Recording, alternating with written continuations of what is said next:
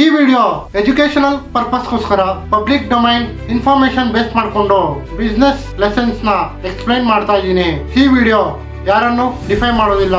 ನಮ್ ಇಂಡಿಯಾದಲ್ಲಿ party, luxury, enjoyment ಅಂದ್ರೆ ಫಸ್ಟ್ ಮೈಂಡ್ ಗೆ ಬರ್ತಾ ಇದ್ದಿದ್ದು ಇದೇ ಬ್ರ್ಯಾಂಡ್. ಯಾವುದು ಅಂದ್ರೆ Kingfisher. But same brand ಇವತ್ತು ಬಿಸ್ನೆಸ್ ಕೇಸಸ್ ಗೆ ಸ್ಟಡಿ ಆಗಿದೆ.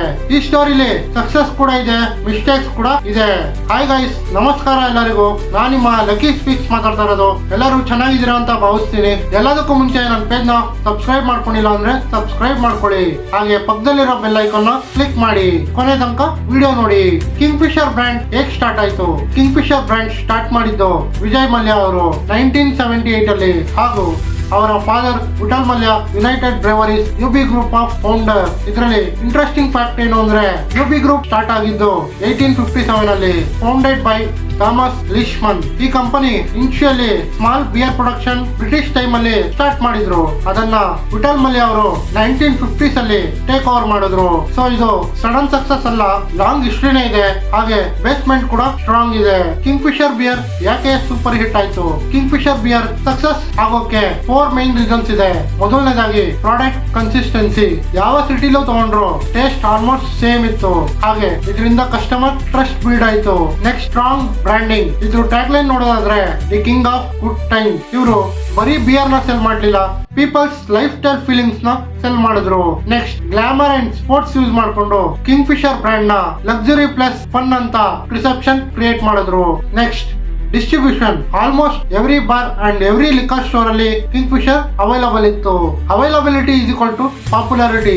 ನೆಕ್ಸ್ಟ್ ಇದೇ biggest turning point. Brand super successful ಆದ್ಮೇಲೆ ವಿಜಯ್ ಮಲ್ಯ ಅವರು ಸ್ಟಾರ್ಟ್ ಮಾಡಿದ್ದೆ ಕಿಂಗ್ ಫಿಶರ್ ಏರ್ಲೈನ್ಸ್ ಇನ್ 2005 ಅಲ್ಲಿ. ಅವ್ರ ಥಿಂಕಿಂಗ್ ಏನು ಅಂದ್ರೆ ಬ್ರ್ಯಾಂಡ್ ಸ್ಟ್ರಾಂಗ್ ಇದೆ, ಎಕ್ಸ್ಪೀರಿಯನ್ಸ್, ಲಕ್ಸುರಿ ಇದೆ, ಏರ್ಲೈನ್ಸ್ ಕೂಡ ವರ್ಕ್ ಆಗುತ್ತೆ ಅಂತ. ಬಟ್ ರಿಯಾಲಿಟಿ ಏನಂದ್ರೆ airline industry very tough and high fuel cost ಇತ್ತು. ಮತ್ತೆ ಏರ್ ಕ್ರಾಫ್ಟ್ ಲೀಸ್ ಕೂಡ ಎಕ್ಸ್ಪೆನ್ಸಿವ್ ಇತ್ತು.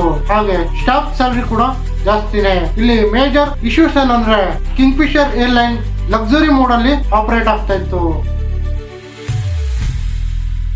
Free food, premium service, but ticket pricing ಮಾತ್ರ ಕಾಂಪಿಟೇಟಿವ್. ರೆವೆನ್ಯೂ ಕಮ್ಮಿ, ಎಕ್ಸ್ಪೆನ್ಸಸ್ ಜಾಸ್ತಿ. ಈ ಬಿಸ್ನೆಸ್ ಅಲ್ಲಿ ಮಿಸ್ಟೇಕ್ಸ್ ಏನು ಅಂದ್ರೆ over confidence. Beer business success ಆದ್ರೆ ಎಲ್ಲಾ ಇಂಡಸ್ಟ್ರೀಸ್ ವರ್ಕ್ ಆಗಲ್ಲ. Next debt management. ರಿಪೋರ್ಟ್ ಪ್ರಕಾರ ಬ್ಯಾಂಕ್ ಲೋನ್ಸ್ ಜಾಸ್ತಿ ಆಯ್ತು, ಇಂಟ್ರೆಸ್ಟ್ ಬರ್ಡನ್ ಇನ್ಕ್ರೀಸ್ ಆಯ್ತು. Next focus dilution. Beer, airlines, sports, events, ಇದರಿಂದ ಫೋಕಸ್ ಸ್ಪ್ಲಿಟ್ ಆಯ್ತು.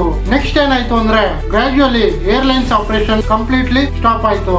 Employees issues, financial stress increase ಆಗಿ ಲೀಗಲ್ ಪ್ರೊಸೆಸ್ ಸ್ಟಾರ್ಟ್ ಆಯ್ತು. ಆದ್ರೆ ಇಂಪಾರ್ಟೆಂಟ್ ಪಾಯಿಂಟ್ ಏನು ಅಂದ್ರೆ Kingfisher beer separate entity ಆಗಿ ಇವತ್ತಿಗೂ ಮಾರ್ಕೆಟ್ ಅಲ್ಲಿ ಇದೆ. ಈ ಬಿಸ್ನೆಸ್ ಸ್ಟೋರಿಯಿಂದ ನಾವು ಏನ್ ಕಲಿಬಹುದು ಅಂದ್ರೆ ಒಂದ್ ಬಿಸ್ನೆಸ್ ಸಕ್ಸಸ್ ಆದ್ರೆ ಎಲ್ಲಾ ಬಿಸ್ನೆಸ್ ಸಕ್ಸಸ್ ಆಗೋದಿಲ್ಲ. ಬ್ರ್ಯಾಂಡ್ ಫೇಮಸ್ ಇರ್ಬೋದು, ಆದ್ರೆ ಡೈಲಿ ಕ್ಯಾಶ್ ಫ್ಲೋ ಬರ್ತಿಲ್ಲ ಅಂದ್ರೆ ಬಿಸ್ನೆಸ್ ಸರ್ವೈವ್ ಆಗೋದು ತುಂಬಾನೇ ಕಷ್ಟ. ನೆಕ್ಸ್ಟ್ ಸ್ಟೆಪ್ ಕಂಟ್ರೋಲ್ ಇಲ್ಲ ಅಂದ್ರೆ ಬಿಗ್ ಬ್ರ್ಯಾಂಡ್ ಕೂಡ ಫಾಲ್ ಆಗ್ಬೋದು. ಕಿಂಗ್ ಫಿಶರ್ ಬ್ರ್ಯಾಂಡ್ ಕಿಂಗ್ ಆಗಿತ್ತು, ಬಟ್ ಬಿಸ್ನೆಸ್ ಅಲ್ಲಿ ಡಿಸಿಪ್ಲಿನ್ ಇಲ್ಲ ಅಂದ್ರೆ ಬ್ರ್ಯಾಂಡ್ ಒಂದೇ ಸೇವ್ ಮಾಡೋದಕ್ಕೆ ಆಗೋದಿಲ್ಲ. ಈ ವಿಡಿಯೋ ನಿಮ್ಗೆ ವ್ಯಾಲ್ಯೂ ಅನ್ಸಿದ್ರೆ ಲೈಕ್, ಶೇರ್ ಅಂಡ್ ಕಮೆಂಟ್ ಮಾಡಿ. ಹಾಗೆ ಸಬ್ಸ್ಕ್ರೈಬ್ ಮಾಡಿ. ಈ ವಿಡಿಯೋ ಎಜುಕೇಶನಲ್ ಪರ್ಪಸ್ಗೋಸ್ಕರ ಪಬ್ಲಿಕ್ ಡೊಮೈನ್ ಇನ್ಫಾರ್ಮೇಶನ್ ಬೇಸ್ ಮಾಡ್ಕೊಂಡು ಈ ಬಿಸ್ನೆಸ್ ಲೆಸನ್ ನ ಎಕ್ಸ್ಪ್ಲೈನ್ ಮಾಡಿದ್ದೀನಿ. ಹಾಗೆ ಇದು ಯಾರನ್ನು ಡಿಫೈನ್ ಮಾಡೋದಿಲ್ಲ. ನೆಕ್ಸ್ಟ್ ವಿಡಿಯೋದಲ್ಲಿ ಇನ್ನೊಂದು ರಿಯಲ್ ಬಿಸ್ನೆಸ್ ಕೇಸ್ ಸ್ಟಡಿ ಮಾಡಿ ಹೇಳ್ತೀನಿ.